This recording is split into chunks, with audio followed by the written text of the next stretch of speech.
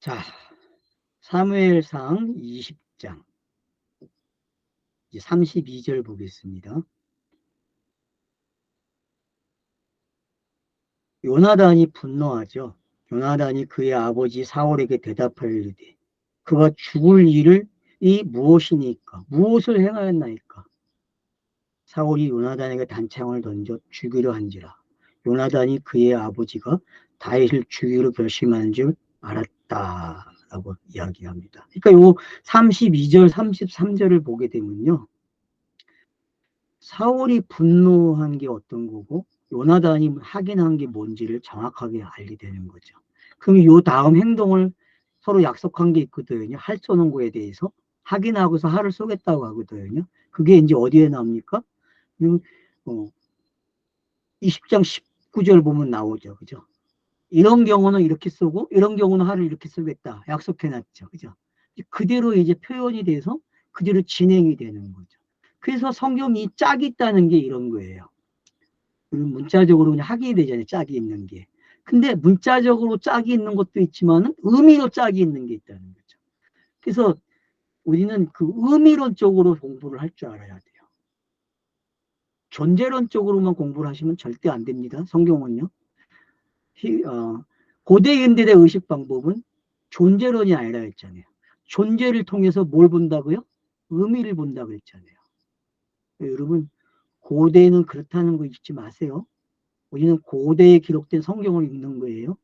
그렇기 때문에 꼭 그런 방식으로 가야 돼요. 그리스 로마 신화 같은 거 여러분 책에 해석되는 것들 강의를 들어보세요. 그러면은 존재와 의미. 근데 그리스 로마 신화는 기록이 되면서 망가졌어요. 의미론으로 못 가요. 존재로 가죠. 그 당시에 황제로 돌아가죠. 그죠? 그런 실패한 거거든요. 장치가. 그리스 로마 신화는 황제로 표현이 됐기 때문에 끝난 거예요. 장치가. 고대 사회가 바뀌었다는 거죠. 의식 구조가. 무슨 짓인지 알겠죠? 그러니까 그리스 문화는요, 의미론을 파괴해요. 존재론만으로 끝나요. 근데 헬라어의 특징이 뭐냐면은 존재를 가지고 의미를 표현하는 거예요. 정확하게. 그래서 지혜를 추구한다는 거예요. 헬라인들이. 이런 게 뭔지 이제 아시게 되면은 성경인데 상당한 도움이 되겠죠. 그래서 그리스 로마 신화에 대해서 여러분이 공부를 하셔야 돼요. 현대의 학자들이 어떻게 그걸 파악하고 어떻게 지식을 전달하고 있는지 상당히 고고학적으로 많이 전달을 잘해주고 있다는 걸 여러분이 알고 계셔야 돼요. 그런 기법들을 알게 되면은 존재론과 의미론을 알게 되고, 그러나 그리스 시대가 되면은 존재론에서 의미론으로 가지 못하고 존재론에서 존재로 간다는 거예요. 왜? 말이 해석을 가지고 있는 거예요. 단어가 그냥 말 자체가 의미로 가지 않아도 된다는 거죠. 그러니까 헬라어는 원래 말이 그냥 해석이 돼 있는 거예요. 우리나라 말이 뭐예요? 뜻 글자에서 듣는 글자로 바뀌었잖아요. 근데 듣는 글자로 말을 하면 다 돼요, 안 돼요? 해석이요. 되잖아요, 그러고. 그와 같은 거예요. 한문을 사용하는 분들은 국어를 모르는 분들이야. 자꾸 국어만 사용하는 분들은. 국어가 얼마나 신기한지 모르는 거죠. 그러니까 여러분, 히브리어만 강조하지 말고, 예? 한문만 강조하지 말고, 예? 헬라어를 강조할 줄도 알아야 되고, 우리나라 한글을 강조해야 할 줄 알아야 돼요. 이게 뭔지 알면 돼요, 여러분. 근데 이걸 몰라, 내가 봤을 때. 예? 언어의 묘미를, 우리나라 사람들이 우리 한글에 대한 묘미를 아직도 못 밝혀내요, 과학적으로. 나는 국어학자들이 그 일을 했으면 좋겠어. 영어에 매달려서 호소하지 말고, 영어 방식으로 한글은 안 풀려요, 여러분. 근데 자꾸 영어 방식으로 한글을 풀려고 그래요. 참 무식해요, 그런 부분에서. 그리고 뜻글자가 왜 말로 표현하는 건지 알아야 돼요.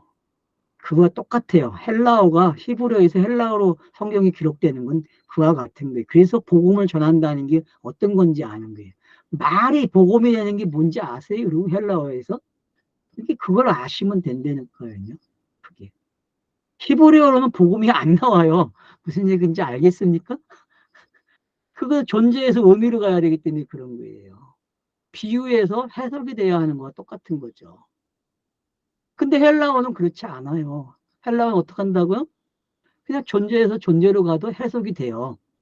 그게 말의 신비예요, 여러분. 그래서 복음이라는 단어가 탄생되는 거예요. 유앙겔리온이 헬라어에서. 이제 아시겠습니까? 히브리어의 아마루가 여러분 유앙겔리온으로 바뀌어요. 근데 아마루 가지고 이야기하기 쉽지 않아요. 근데 오늘 사울이 이야기하는 말들이 전부 아마루로 시작한다는 거 아십니까? 되게 재밌다는 거예요. 그래서 여러분 사울이 지금 엉뚱한 말 하지 않는다니까 깨달은 말을 하고 있어요. 아마루로. 언어를 찍어보세요. 전부 다 아마루의 사울의 말이 지금. 그러니까 참 재밌어요. 이 성경 공부가요. 이 정도 힌트만 되어도 저보다 헬라어 히브리어를 많이 하신 분들이 알 거예요. 저는 더 깊이 못 들어가니까 더 깊은 이야기 했죠, 금방. 헬라어와 히브리어가 어떤 건지, 한문과 한글의 차이가 뭔지. 우리는 지금 한글에 자랑할지 몰라요. 부끄러워해요. 공부한 사람은 다 영어로 해야 돼요. 영어로 표현해야 되고. 미친놈의 세상이 됐어요. 국가가 없어요. 국민적 의식이 없고. 공부하면 다 그렇게 돼요. 이상하죠. 공부하면 원래는 민족성이 강해져야 되는데 우리나라 공부는 민족성이 없는 공부를 시킨다니까요. 그러니까 일본을 찬미하죠. 미친놈의 새끼들이. 여기 속지 마세요. 어떤 건지 알아야 돼요. 자, 한번 보세요. 그래서 이제 서울이 열받아갖고 어떡합니까?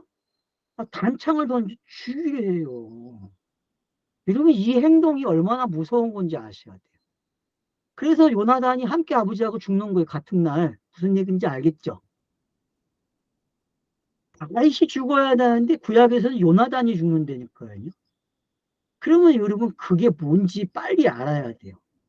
요나단에게 창을 던졌다는 게 어떤 건지 아셔야 된다니까요. 사울의 분노가 자기 아들에게도 있어요. 왜? 이 아들이 누구예요? 아까 표현했죠? 뭐라고 표현했어요? 폐역 무도한 계집의 소생이라고 이야기하죠. 그죠? 사무엘을 가리켜서 뭐라 그래요? 아니, 요나단을 가리켜서 폐역 무도한 계집의 소생이라고 이야기한다는 거예요. 그러니까 창을 던지는 거예요. 왜? 너는 왜 다윗의 편을 드니? 그러는 거죠. 그러니까 요나단은 어떤 역할을 하는 거예요? 성경 읽기 독자들에게 이렇게 넘겨주는 역할을 어떻게 하고 있는지를 우리에게 보아야 돼. 나리에타가 그렇게 소개를 시켜주고 있다니까 요나단이 어떤 사람인지. 그 요나단을 잘 알아야 사무엘서 상이 이해가 빨라지고 읽기가 좋은 거예요. 하반부서부터는. 요나단이 몇 장부터 등장합니까 성경에? 14장부터 등장하잖아요. 요나단의 등장이 어떤 건지 아셔야 돼요. 사무엘상에서. 보혜사 역할을 한다니까요. 요나단이. 나레이터가 이 요나단을 통해서 자기가 누군지 소개하고 있다니까. 좀 이해가 되십니까? 그래서 요나단을 죽이려고 그래요. 그러니까 요나단이 깨달았어요. 아, 아버지가 다윗을 죽이려고 하네. 그러면은 엘로힘이 여호와 하나님을 죽이려고 하는 게 어떤 건지 여러분 아시면 된다니까요. 그러면 로마서 3장이 풀려요, 여러분. 제가 25절, 26절 계속 이야기하잖아요. 27절까지. 여러분들이 그 오묘한 그 로마서 3장에 있는 그 의미를 깨달으려면요. 이런 장면을 통해서 깨달아져야 돼요. 지금 사울과 요나단이 어떤 변화가 일어나고 있는지. 그러면은 그 신들의 사역, 성 엘로힘, 여호와 하나님, 여호와. 신약에서는 아버지, 아들, 성령. 이런 표현들이 어떤 건지 여기서 넘볼 수 있어야 된다니까요. 그래서 제가 사역적 신들이라고 했잖아요. 그 신을 설명하는 사역적 신명칭이라고. 이걸 이해하지 못하면 여러분의 성경의 깊이가 되게 얕아지는 거예요. 그래서 여러분들이 신의 명칭이 나올 때마다 그 신이 가지고 있는 사역적 의미를 찾아내야 돼요. 근데 그걸 지금 인물 속에서 찾을 수 있다는 거예요. 사울과 요나단이라는 걸 통해서 그게 뭔지 잘 나타나고 있다는 거죠. 자기 아들인데 죽이려고 한다니까. 그러면 맞잖아요. 여러분 에베소서 1장이 어떻게 표현되어 있어요? 아버지의 뜻이 뭐예요? 자기 아들을 땅에 주어서 죽게 하는 거 아니에요. 그게 지금 표현되고 있다고 여러분 안 읽어집니까? 저는 읽어지는데 또 내가 미친 사람 되는 거죠. 그러면은 저는 그래요, 여러분. 제가 표현을 너무 강하게 하나요? 저는 지금 성경이 그렇게 보이거든요. 에베소서 1장에 있는 표현이 지금 여기에 그대로 표현되고 있는 거예요. 이해가 되십니까? 그래서 31장에서 사울과 요나단이 함께 나무에 매달려 죽는 거예요, 여러분. 재밌지 않아요, 여러분? 근데 그걸 로마서 3장에 있는 표현을 가지고 한번 읽어보세요, 여러분들이. 의미를. 그러면은 좀 깨달아지는 게 있을 거예요, 여러분.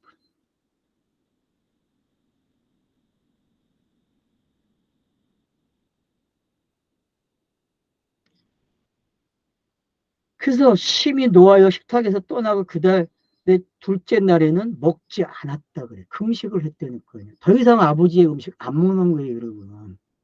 이게 참된 금식이잖아요. 맞죠? 율법에서 벗어나야죠, 여러분. 근데 이 일을 요나단이 앞에서도 안 했습니까? 요나단이 금식했잖아요. 금식하지 않고 외래 먹었죠, 거기서는. 꿀을 먹었잖아요. 아버지가 금식 명령 내리니까.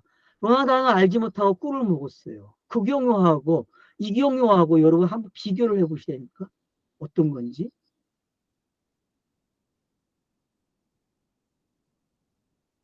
그러면은 초하루 첫날에 먹는 게 어떤 거고 둘째 날에 먹는 게 어떤 건지. 그 초하루에, 달 초하루에 먹는 게 여러분 어떤 겁니까? 그러니까 그런 것들을 우리가 알게 되면은 3대 절기가 뭔지 알게 되는 거예요. 3대 절기에 아니 꼭 어떻게 해야 돼요? 나와야 되잖아요. 그래서 제사를 드려야 되잖아요. 가족이 함께. 함께 음식을 먹어야 되고. 그런 것들이 지금 이 안에 어떤 메시지를 만들어내고 있는지까지도 보셔야 된다니까요. 절기와 관계돼서. 그래서 하나씩 하나씩 절기가 어떻게 의미가 바뀌고 어떻게 끝내려고 하는지 저자들이 나레이터가 그런 눈치를 우리가 빨리 채야 된다는 거죠. 나레이터가 지금 기뜸을 해주는 거거든요. 안 먹었다? 안 먹은 게 뭔지 알겠지? 이야기해 주는 거죠. 진짜 음식을 한다니까요. 진짜 음식을.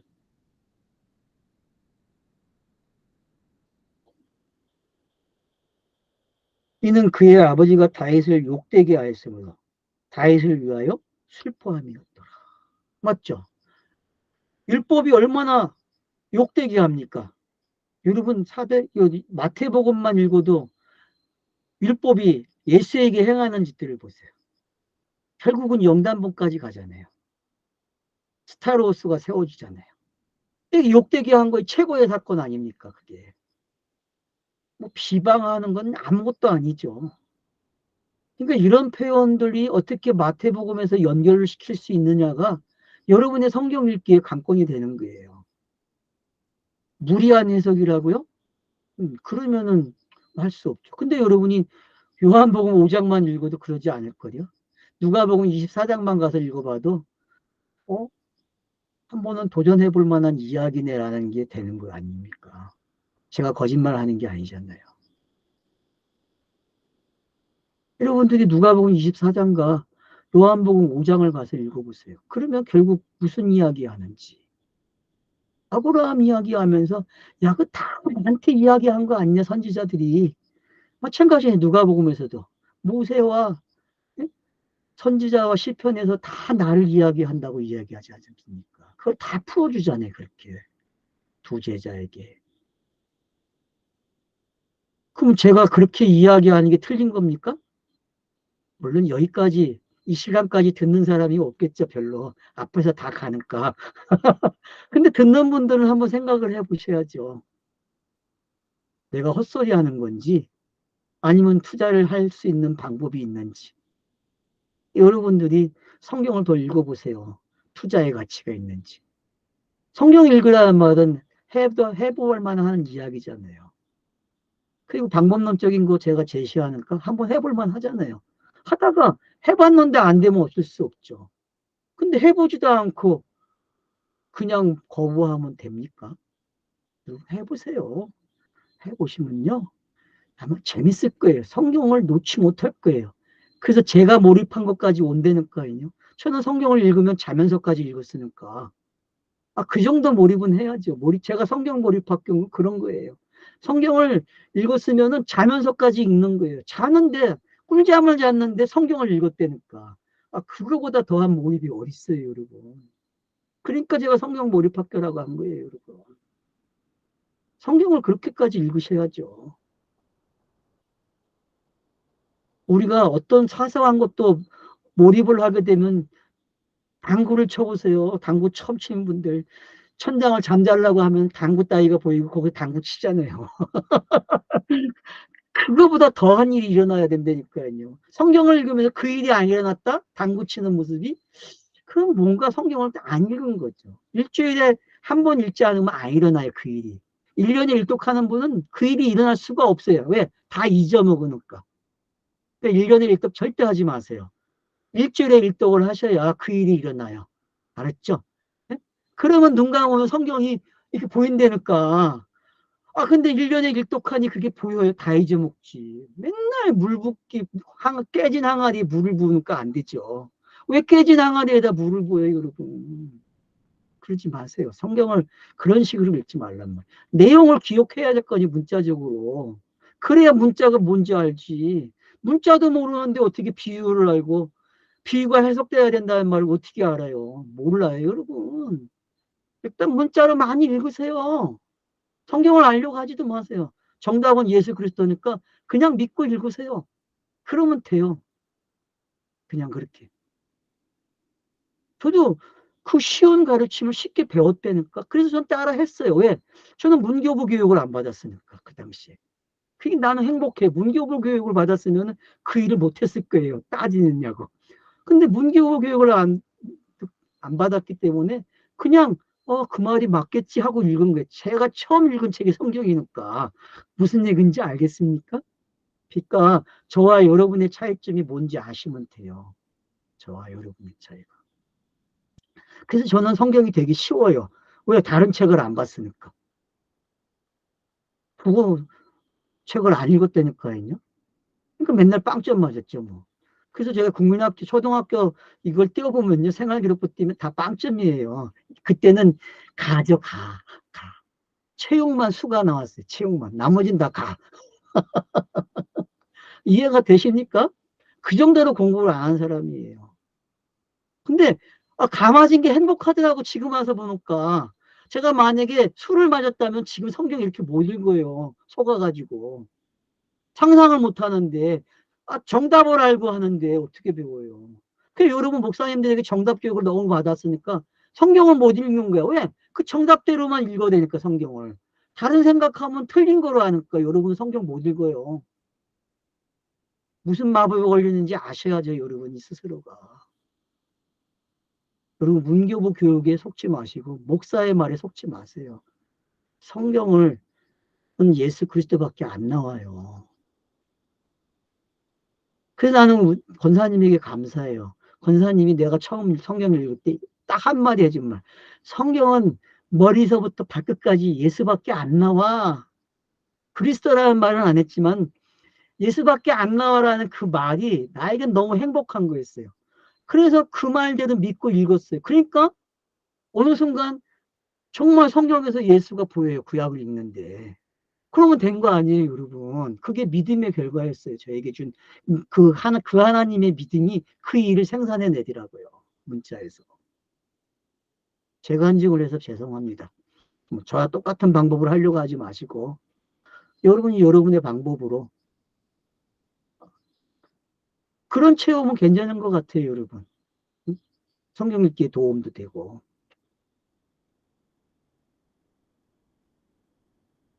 천만산에 갔는데 성경을 그렇게 읽고 있는데 밥해 먹는 시간이 할렐루야 기도원을 아니 천마산과 하늘산 기도원이죠.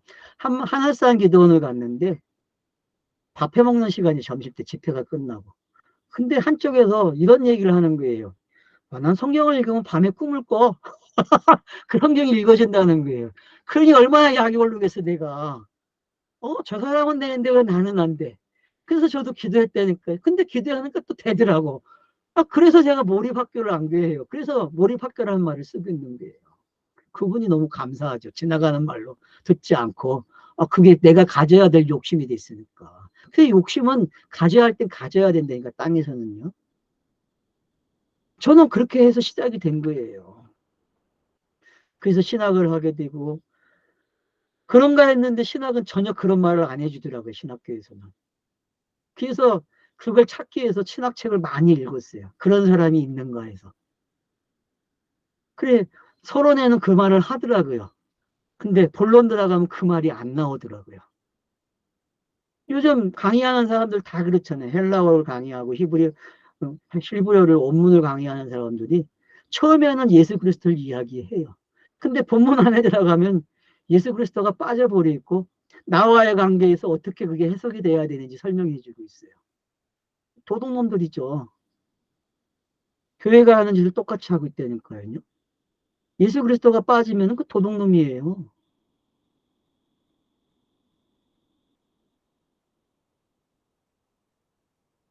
전제로 말을 하고 있대요. 아니, 전제 조건만 되면 어떡해요. 사람들은 그걸 안 먹는데 그렇게. 자기는 예수 그리스도를 표현했다고 하는데 먹는 사람들이 그렇게 먹습니까? 자기와 관계돼서 자기가 살찌는 걸로 바꾸죠. 안 그랬습니까? 그래서 맨날 자기가 죽어야 된다고 말하지 않아요. 타무투무투가 뭐예요, 여러분? 나 물어보고 싶어요. 무투 타무투가 도대체 뭐냐고. 진짜 죽음 아니에요, 진짜 죽음. 그리스도 안에서의 죽음 아닙니까? 예수 안에서 엔 그리스도가 돼야죠. 엔 예수가 돼야 되는데 엔 예수가 죽는 거지 내가 죽는 겁니까? 거기에 은혜로 참여하고 믿음으로 참여하는 것밖에 없잖아요. 근데 뭘 내가 죽는다는 표현을 써요. 그 쓰는 자체가 잘못된 거죠. 문법을 가리키는 사람들이 잘 가리켜야지 똑바로.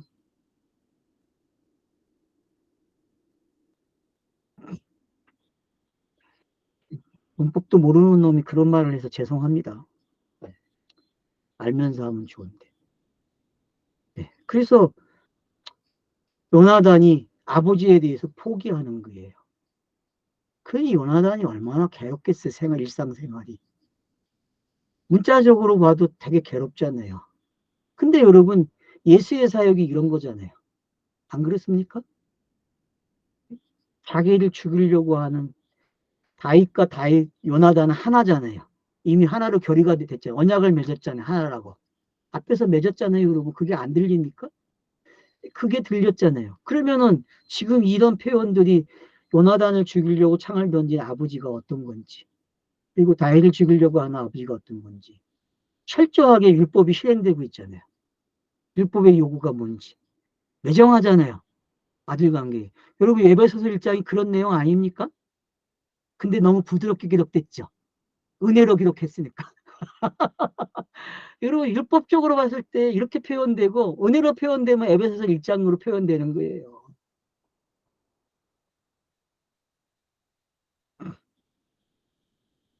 그래서 아침 일찍 요나단이 작은 아이를 데리고, 그것도 작은 아이를 데리고 갔대. 참 잠이 재밌는 표현 아니에요. 작은 아이를 데리고 작은 아이. 그러니까 디모도서에 보면 누구로부터 시작해? 아이로부터 시작하지, 항상 이야기할 때. 예? 아이로 시작해가지고 장로까지 가잖아요. 권사까지 가고. 이거 그게 뭔지 아세요? 예? 그런 표현들.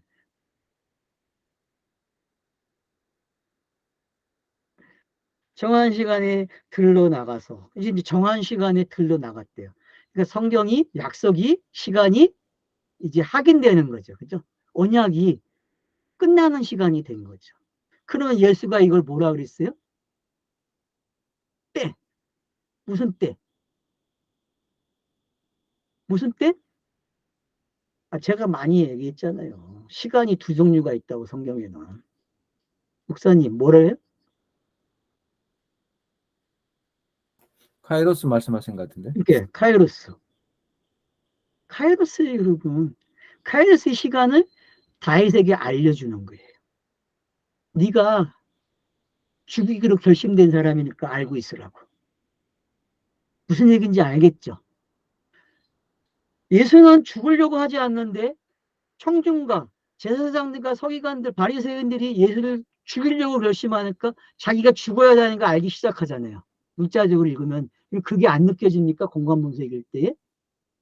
그런 거와 똑같은 거예요, 여러분. 이게 지금.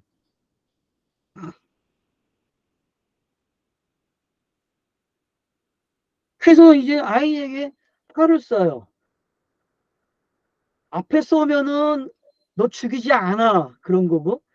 애를, 아이를 넘겨서 멀리 쏘면은 너 죽인다는 게 너 도망가야 될 표시잖아요. 이미 약속을 했잖아요.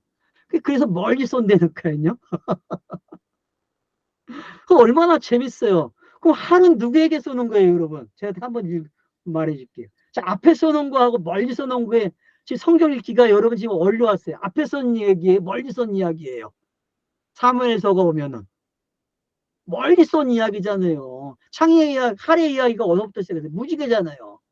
그 무지개에서 하늘을 향해 할을 쏜단 말이에요. 그러면 그 쏘는 이야기가 지금 아이 앞에 떨어지는 게 아니라 멀리 왔다니까. 사무엘서가 그런 거예요, 여러분. 벌써 멀리 왔다니까. 멀리. 그래서 역사라는 이야기는 뭘 담고 있어요? 율법이 역사 속으로 어떻게 들어와 있는지가 설명되는 게 알았죠? 그러면 선지서가 역사 속에 있잖아요. 선지자들의 말이. 그러면은 해석이 되고 있는 거죠. 선지자들은 해석을 해주는 거예요, 여러분. 애매모호해하니까 구약의 성격을 가지고. 그러니까 시가서가 있는 거예요. 왜? 해석을 해줘야 되니까. 그래서 후선지서와 전선지서가 있는 거예요. 이 히브리인들에게는. 그 전선지서에서 그 성격이 어떻고 후선지서를 알게 되면 되게 재밌잖아요, 여러분. 그리고 시가서로 넘어오게 되면은 아, 성경이 이렇게 해석이 됐다는 걸 알 수 있죠. 편집 자체가. 그런 걸 우리가 알게 되면은 성경 읽기에 도움이 된단 말이에요. 그래서 율법이 지금 어떻게 역사 속에, 인물 속에 녹아 있는지 이제 알겠죠, 여러분. 네? 그리고 그 율법이 어떤 사람을 요구하고 있는지, 자기의 정체성을 율법이 여러 가지로 표현해 주고 있단 말이에요. 무슨 얘기인지 이걸 아시게 되면은 이런 것들이 이제 여러분들이 질문을 통해서 계속 질문을 하다 보면은 아, 정말 예수가 그리스도가 되는 이야기가 이 합법에 들어있다는 것을 찾아낼 수 있단 말이에요. 제가 꼭 이렇다라고 해서 긍정하지 마시고 여러분들이 찾아내야 한단 말이에요. 근데 성경 읽기 하라는 거는 여러분들이 찾으라는 거예요, 제가. 무슨 얘기인지 알겠습니까? 성경을 꼭 읽으셔야 된다니까? 성경 안 읽으면 안 돼요, 여러분. 그럼 뭐, 그래서 어떡합니까? 아이 뒷발들치게 하고, 문안의 화살을 쥐어가지고 주인에게 돌아왔다. 그래서 서로 이야기한 거 알아요, 몰라요? 몰라요. 그래서 이제 요나단과 다윗이 아이를 보내놓고서 요나단이 이제 이야기해줘요. 요나단의 무기를 아이에게 보내요. 참 재밌는 표현이 이것도요. 요나단의 무기가 아이를 통해서 갔네. 먼저는 무기가 누군테 있었어요? 누군테 줬어요? 다윗에게 줬잖아요, 여러분. 기억나세요? 네. 요나단의 무기가 다윗에게 전달됐단 말이에요. 근데 지금은 자기 무기를 또 누구에게 줘요? 아이에게 줘서 보내. 그러면 구약의 칼날이 지금 사라지는 거죠. 그죠? 아버지에게 가는 거야, 이거는. 그리고 요나단은 무장비 상태에서 다윗을 만나. 왜? 나는 너를 죽이지 않아. 내 역할은 너를 알리는 역할이지 너를 죽이는 역할이 아니라는 거 분명하게 밝혀지고 있단 말이에요. 그럼 우리가 성경 읽기 할 때에 아, 이런 표현들이 어떤 내 도움을 주는지 나에게 그걸 읽어내면 된다는 거죠.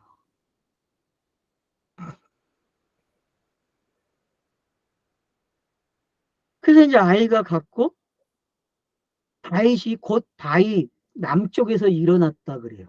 그리고 남쪽이 어디예요? 성경에서.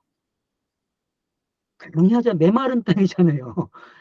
이스라엘에서 놓고 보면 남쪽은 메마른 땅이에요, 여러분. 네게부 사막.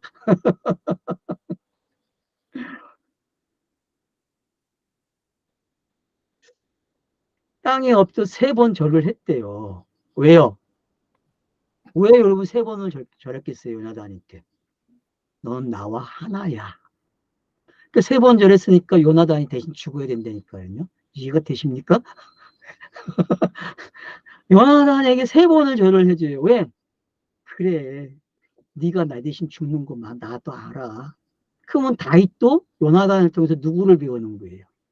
예수가 왜 죽는지를 배우게 되고, 절을 했다는 게 여러분 어떤 건지 알아야 된다니까요.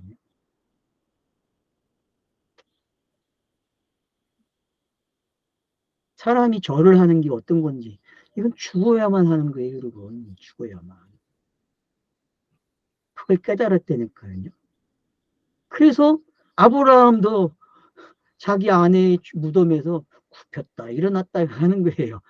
그걸 김성서 목사가 잘 표현했잖아요, 여러분. 난 그게 기억이 있어요. 저는 그걸 한 번 들은 건 안 잊어먹어요, 잘.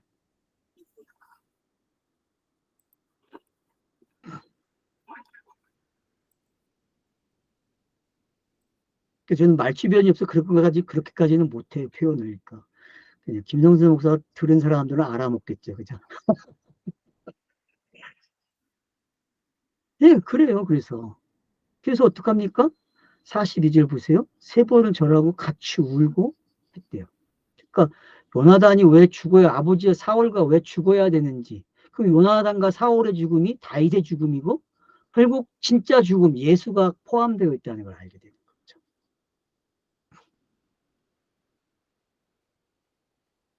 그래서 42절에 요나단이 다윗에게 이르되 평안히 가라.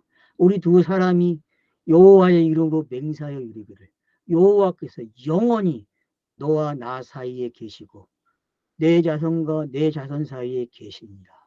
다윗은, 다윗은 일어나 떠났고 요나단은 성읍으로 들어가니라. 왜? 요나단은 아버지에게 속한 사람이기 때문에 들어갈 수밖에 없는 거예요. 그 사람은 율법에서 벗어날 수가 없죠. 그러나 다윗은 선악에서 왜? 그는 유다 자손이기 때문에 베냐민 자손이 아니거든. 그래서 이 두 이야기가 성경에 같이 가는 게 사도행전에서.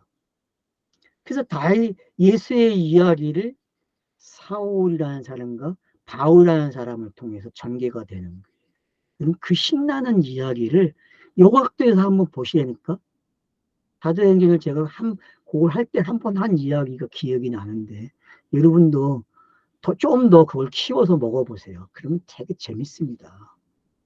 빌립보서를 참고하시면서 여러분들이 이 이야기를 먹어보세요. 그러면은 이 요나단과 다윗의 언약이 어떻게 영원한지 이해가 되는 거예요. 무슨 얘기인지 알겠죠? 복음으로 영원해진다니까요. 복음으로. 그래서 베냐민 집의 사울이 변화돼서 그가 바울로 사역을 하는 거예요. 그래서 사울이라는 사람이 오늘 시기까지 나오고 바울로 슬그머니 이름이 바뀌어서 사용이 되잖아요. 이제 좀 아시겠습니까? 그런 것들이 어떤 건지. 그 이야기가 여기 들어있어요. 구라같죠. 그건 여러분이 각자 판단하실 일이고 저는 그렇게 보여요. 저는. 예, 감사합니다.